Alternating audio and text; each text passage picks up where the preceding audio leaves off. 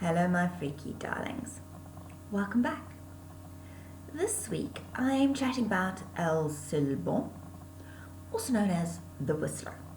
Now, before I get into the actual legend of the Whistler, I thought I should tell you why I chose to do the Whistler this week. Now, the other night, one of my rather selfish neighbours decided to stand on his balcony and whistle for almost half an hour. Now, that might not sound so bad to you, but think about it this way. If someone stood outside your bedroom window in the middle of the fucking night and whistled out of tune for almost half an hour, how would you feel? Now, would you be angry? Would you be mildly irritated? Would you be completely freaked out? I was fucking murderously angry. Especially since the security guy on duty wasn't answering the phone. And even when I asked the selfish fuck to stop whistling, he carried on. In fact, he just got louder.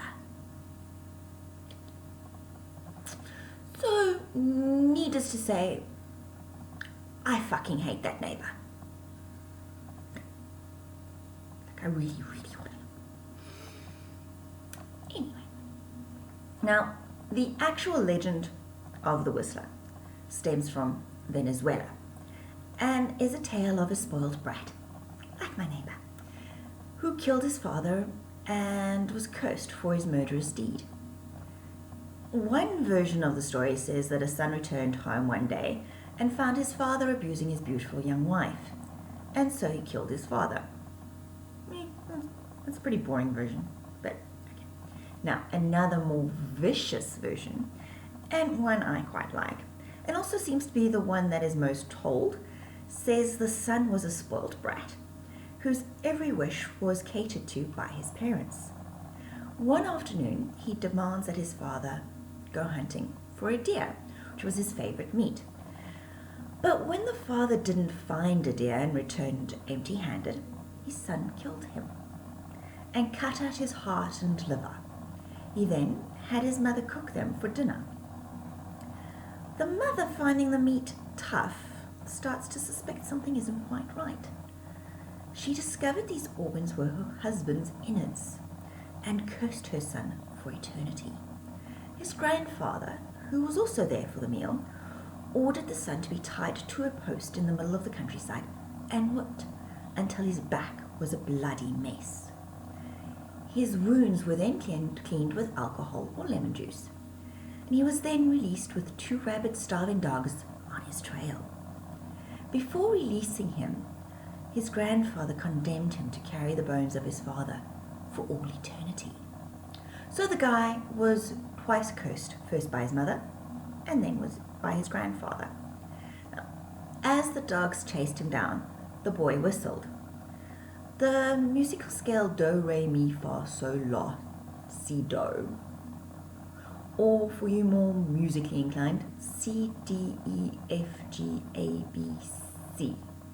Now, I have no clue what that sounds like, but I'm sure some of you do.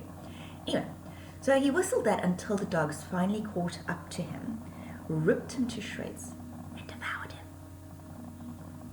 much like he did to his father.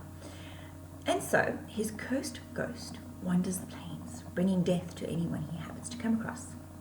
So, unlike other urban legends, the Whistler does not seem to have a specific sort of victim, although some accounts also differ on that and say the spirit tends to take revenge on womanizers. Yeah. He follows his victims, first from afar until gradually catching up to them. He's also a tricky little fucker, because at first his victims will think his whistling is coming closer, prompting them to run away.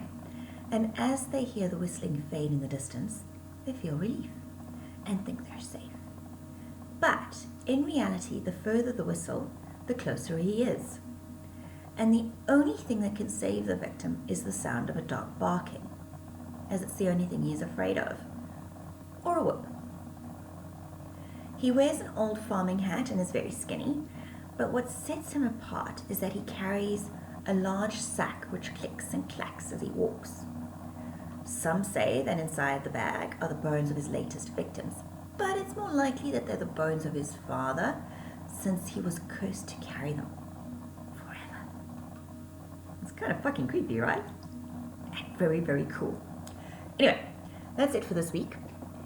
If you've enjoyed this video, please hit the like button. If you're interested in things that go bump in the night, conspiracy theories, urban legends, and other weird shit, please hit the subscribe button or the follow button, depending on which platform you're viewing this on.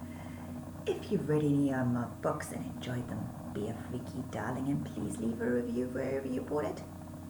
Thanks for watching, and until next time, stay safe, stay healthy, and whatever you do, don't go wandering about the plains, and if you hear whistling, run towards it, not away from it. And carry a whip with you. That could help.